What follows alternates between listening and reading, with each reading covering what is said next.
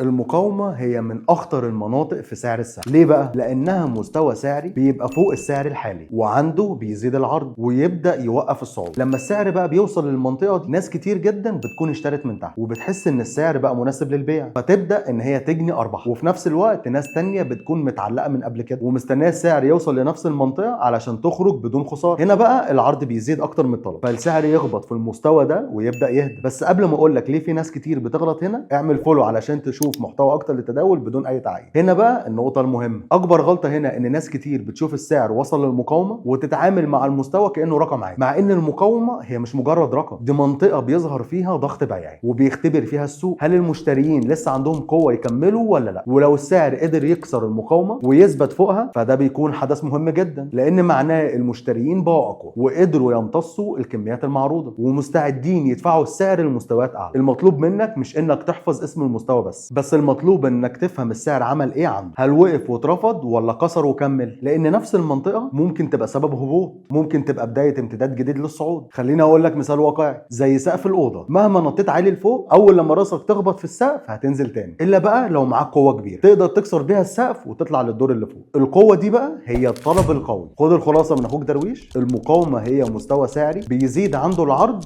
ويبدا يوقف الصعود. لو السعر فشل انه يعديها ممكن يهدى وينزل، ولو قدر يكسرها ويثبت فوقها فده غالبا اشاره قوه ان الاتجاه الصاعد لسه مكمل. بس عندي سؤال ليك انت، المقاومه بتبقى فوق السعر الحالي ولا تحت السعر الحالي؟ اكتبها في الكومنت.